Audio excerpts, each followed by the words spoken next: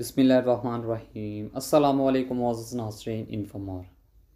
ایک دفعہ ایک چلاک اور دھوکے باز شخص نے کہیں سے گدھا چوری کیا اور اسے فروخت کرنے کے لیے قریب بازار لے گیا۔ بازار جانے سے پہلے اس نے گدھے کے منہ میں اشرفیاں ٹھونس کر کپڑے سے اچھی طرح بند کر دیا۔ بازار کی پرہجوم جگہ پر کھڑے ہو کر اس نے گدھے کے منہ سے کپڑا ہٹا دیا۔ جیسے ہی کپڑا ہٹا، گدھے کے منہ سے اشرفیاں نکل کر زمین پر گرنے لگیں۔ سکوں کی چھنکار سن کر لوگ متوجہ ہو گئے اور حیران ہو کر پوچھنے لگے کہ گدھے کے منہ سے سکے، وہ بھی سونے کے، یہ کیا ماجرا ہے؟ دھوکے باز کہنے لگا، بھائیوں، یہ ایک عجیب و غریب گدھا ہے۔ میں اس سے بہت تنگ ہوں۔ میں جب بھی پریشان یا اداس ہوتا ہوں تو دن میں ایک بار اس کے منہ سے سونے کی اشرفیاں گرنے لگتی ہیں۔ اب تو میرے گھر میں اشرفیاں رکھنے کی جگہ بھی نہیں بچی، اس لیے میں چاہتا ہوں کہ اسے کوئی ضرورت مند اور جانوروں سے پیار کرنے والا تاجر خرید لے۔ لوگوں نے اشرفیاں گرتی ہوئی اپنی آنکھوں سے دیکھ لی تھی اور باقی کا قصہ سن کر ہر کسی کی خواہش یہی تھی کہ یہ گدھا جتنے میں بھی مل جائے سستا ہے۔ ایک دوسرے سے بڑھ چڑھ کر بولیاں لگاتے ہوئے آخر کار ایک بڑے تاجر نے خطیر رقم کے عوض اسے خرید لیا۔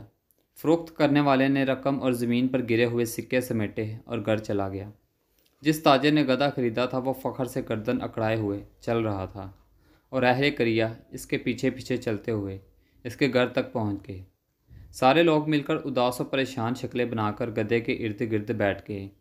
لوگ گھنٹوں بیٹھ کر انتظار کرتے رہے اور بالآخر وہ سچ مچ پریشان ہو گئے۔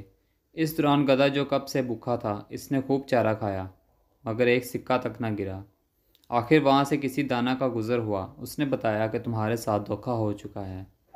اس سے پہلے کہ فروخت کرنے والا بھاگ جائے، فوراً اسے دھوکے باز کو پکڑ لو۔ وہ تاجر اور اہل قریہ اکٹھے ہو کر جب اس کے دھوکے باز کے گھر پہنچے اور دروازہ کھٹکھٹا کر اس متعلق استفسار کیا تو اندر سے اس دھوکے باز کی بیوی نے کہا، وہ تو کہیں کام سے دوسرے گاؤں گئے ہوئے ہیں، آپ باہر ہی انتظار کریں، میں اپنا پالتو کتا بیچتی ہوں، یہ جا کر انہیں آپ کے متعلق بتائے گا اور انہیں ہر صورت ساتھ بھی لے کر آئے گا۔ لوگ دلچسپی سے دیکھنے لگے اور سوچنے لگے کہ یہ کیسے ہو سکتا ہے کہ کتا اپنے مالک کو گھر لائے۔ دراصل اس چلاک شخص نے جب دیکھا کہ تمام لوگ اس کے گھر کے باہر جمع ہیں تو اس نے اپنی بیوی کو کتے والی پٹی پڑھائی، گھر میں پہلے سے بندھے ہوئے کتے کو آزاد کیا اور خود گھر کی پچھلی سمت سے چپکے سے نکل گیا۔ دور جا کر اس نے کتے کو پکڑ لیا اور اس کے ساتھ واپس گھر کی طرف چل دیا۔ تھوڑی دیر گزری تو لوگ اپنی آنکھوں پر یقین نہیں آ رہا تھا کہ وہی شخص جس نے گدھا فروخت کیا تھا اسی کتے کے پیچھے پیچھے چلتا ہوا آ رہا تھا۔ اب سارے لوگ یہ بات بھول کر وہاں کیوں آئے ہیں کتے کے متعلق پوچھنے لگے کہ یہ کتا تو بڑے کام کا ہے، بتاؤ یہ کتنے کا ہے، اسے تو ہر صورت خریدنا ہوگا۔ اس دھوکے باز اور چلاک شخص نے پہلے تو انکار کیا، لیکن بعد میں اچھے دام ملنے پر وہ کتا اسی ہجوم میں سے ایک دوسرے کو تاجر کو فروخت کر دیا۔ اب لوگ ٹولی کی شکل میں صرف یہ دیکھنے کے لیے کہ کتا گھر سے گئے ہوئے شخص کو کیسے واپس لے کر آتا ہے، اس تاجر کے ساتھ چلے گئے۔ تاجر نے گھر جا کر غلام کو کہا کہ تم ساتھ والے گاؤں جاؤ تاکہ کتا تمہیں ڈھونڈ کر واپس لے آئے۔ غلام جیسے ہی دوسرے گاؤں پہنچا وہاں سے بھاگ نکلا اور کتا بھی کہیں دور چلا گیا جو واپس نہ آیا۔ جب غلام اور کتا دونوں واپس نہ آئے تو لوگوں کو پتہ چل گیا کہ یہ ایک بار پھر ہمارے ساتھ دھوکہ ہو گیا ہے۔ وہ دوبارہ اکٹھے ہو کر جب اسی دھوکے باز کے گھر گئے تو وہ ایک بار پھر گھر کے پچھلے خفیہ دروازے سے بھاگ نکلا اور اس کی بیوی کہنے لگی، وہ ساتھ والے گاؤں کسی کام سے گئے ہوئے ہیں۔ لوگوں نے کہا کہ آج ہم اس کا گھر کے اندر بیٹھ کر انتظار کریں گے، اور یوں دونوں تاجروں سمت ارد گرد کے تمام لوگ اس کے گھر میں بیٹھ گئے۔ کافی دیر بعد جب گزر گئی تو وہی دھوکے باز گھر میں داخل ہوا اور وہاں بیٹھے ہوئے لوگوں کو دیکھ کر چاپلوسی سے کام لیتے ہوئے ان کے سامنے جھک جھک کر ادا بجا لانے لگا۔ بیوی سے پوچھنے لگا کہ میرے خاص مہمانوں کی تکریم میں تم نے کیا کیا؟ ان مہمانوں کو کچھ کھانے پینے کو دیا یا بھوکا ہی بٹھایا ہوا ہے؟ وہ لوگ دل ہی دل میں شرمندہ ہونے لگے کہ ہم جسے دھوکے باز سمجھ رہے ہیں وہ تو بڑا سخی اور مہمان نواز بندہ ہے۔ اس کی بیوی نے انکار میں سر ہلاتے ہوئے کہا کہ ان فضول اور فالتو لوگوں کو کون اپنا مہمان بناتا ہے؟ میں نے تو انہیں پانی تک نہیں پوچھا۔ یہ سن کر وہ شخص غصے میں پاگل ہو گیا اور جیب سے ایک خنجر نکال کر بیوی کے پیٹ میں گھونپ دیا۔ فوراً لہو بہہ نکلا اور اس کی بیوی لہرا کر نیچے فرش پر گر پڑی۔ وہاں بیٹھے ہوئے لوگ اسے برا بھلا کہنے لگے کہ ہمارے پیسوں کو تو رہنے دو، لیکن ہمارے لیے اپنی بیوی کو قتل کرنا کہاں کی دانشمندی ہے۔ وہ چلاک اور دھوکے باز کہنے لگا، آپ لوگ فکر نہ کرو، یہ ہمارا روزانہ کا کام ہے۔ میں اسے غصے میں آ کر قتل کر دیتا ہوں تو دوبارہ اس سینگ سے زندہ بھی کر دیتا ہوں۔ یہ کہتے ہوئے اس نے دیوار پر ٹنگے ہوئے کسی جانور کے بڑے سے سینگ کی طرف اشارہ کیا۔ پھر وہ سینگ اتارا اور مری ہوئی بیوی کے پاس بیٹھ کر سینگ کو منہ میں دبا کر سپیروں کی طرح جھوم جھوم کر پھونک مار کر بجانے لگا۔ تھوڑی دیر بعد ہی وہی مقتولہ جو کچھ دیر پہلے سب کے سامنے خنجر کے وار سے ہلاک ہو چکی تھی، اپنے زخم پہ ہاتھ رکھے ہوئے اٹھ کھڑی ہوئی۔ تمام لوگ حیرت زدہ رہ گئے اور ایک بار پھر وہ سب یہ بات بھول کر کے یہاں کیوں آئے ہیں اس سینگ کو خریدنے کے در پہ ہو گئے۔ دھوکے باز نے بولی بڑھانے کی خاطر کہنا شروع کر دیا کہ یہ طلسماتی سینگ پوری دنیا میں ایک ہی ہے جو صرف میرے پاس ہے، اور میں اسے کسی بھی قیمت فروخت نہیں کروں گا۔ کرتے کرتے ایک بڑے تاجر نے سب سے زیادہ رقم ادا کر کے وہ سینگ خرید لیا، اور سینگ خرید کر وہ لوگ اپنے اپنے گھروں کو چلے گئے۔ جس نے سینگ خریدا تھا کہنے لگا، میں جو اپنی بیوی کی چیخ چیخ سے تنگ ہوں، آج اگر اس نے لڑائی کی تو مار دوں گا، اور رات سکون سے گزار کر صبح سینگ کی مدد سے زندہ کر لوں گا۔ لیکن در حقیقت اس دھوکے باز نے جب اپنے گھر کے باہر لوگوں کا اکٹھ دوبارہ دیکھا تو فوراً منصوبہ بنا کر اس میں اپنی بیوی کو شامل کر لیا، لال رنگ کو ایک تھیلی میں ڈال کر بیوی کے کپڑوں میں چھپا دیا۔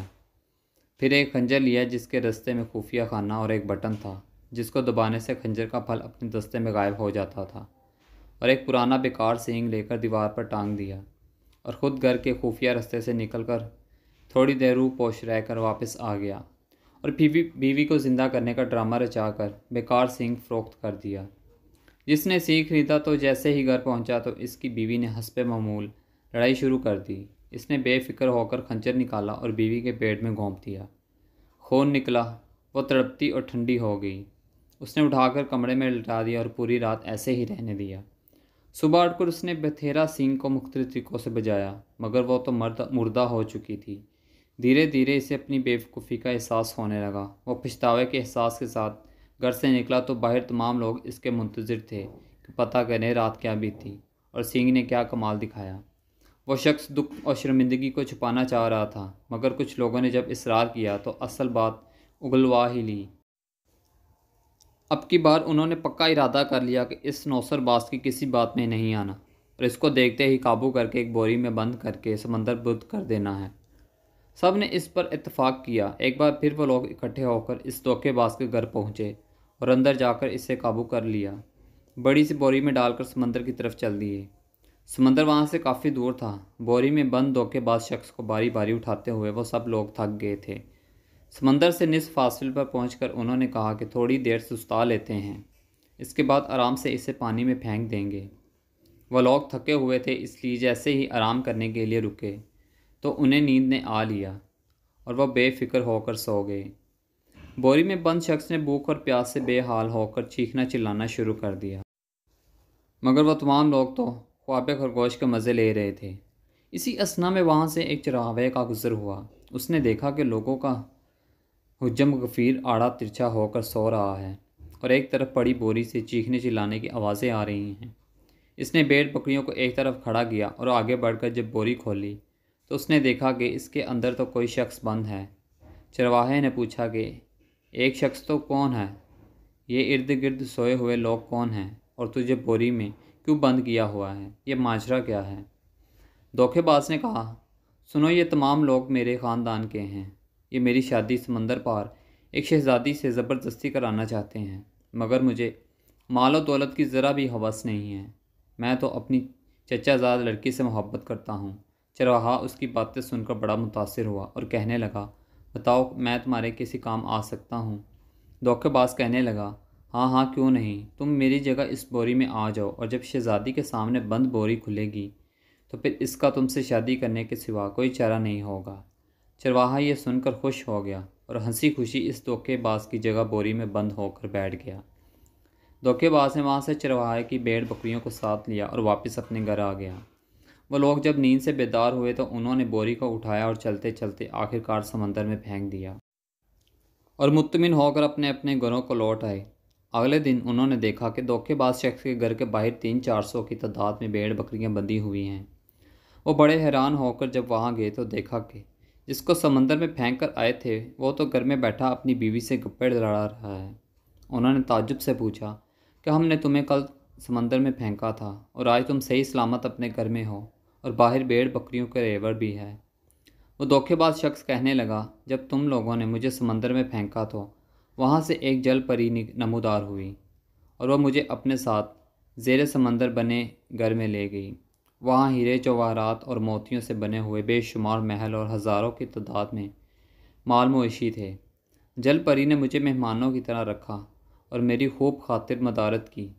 وہ مجھ سے شادی کرنا چاہتی تھی اور وہاں کا حاکم بنانا چاہتی تھی، مگر جب میں نے کہا کہ میری پہلے سے ایک بیوی ہے اور میں اپنے گھر جانا چاہتا ہوں تو اس نے کہا کوئی بات نہیں، اور اپنی طرف سے بھیڑ بکریوں کا تحفہ دے کر کہنے لگی کہ اگر تمہارے علاقے میں کوئی ایسا ہوا جو یہاں کی جل پریوں سے شادی کر کے یہاں عیش و عشرت کی زندگی گزارنا چاہتا ہو تو اسے یہاں لے آنا۔ یہ بات سننے کی دیر تھی کہ وہاں کے آئے ہوئے تمام بوڑھے اور جوان کہنے لگے ہم وہاں جانا چاہتے ہیں اور وہاں جا کر حاکم بننا چاہتے ہیں۔ اس دھوکے باز شخص نے کہا کہ تم تو صرف چند افراد ہو، اگر اس قصبے کے تمام لوگ بھی وہاں چلے جائیں تو پھر بھی کم ہیں۔ انہوں نے کہا کہ ہم قصبے کے ہر شخص کو اپنے ساتھ جانے کے لیے راضی کر لیں گے۔ دھوکے باز شخص نے کہا ٹھیک ہے، کل صبح کے وقت سمندر کے کنارے ہر شخص اپنے لیے ایک بوری اور ایک رسی لے کر پہنچ جائے اور وہاں پہنچ کر ہر شخص ایک دوسرے کو بوری میں بند کرنے میں مدد کرے گا۔ اگلے روز صبح کے وقت دھوکے باز شخص نے سب کو بوری میں بند کیا اور اپنی بیوی کی مدد سے تمام بوریوں کو سمندر میں پھینک دیا۔ اس کے بعد وہ بیوقوفوں کے قصبے کا تنہا مالک بن گیا۔ تھینکس فار واچنگ انفو مور، ملتے ہیں نیکسٹ ویڈیو میں انشاءاللہ، تب تک کے لیے اللہ حافظ۔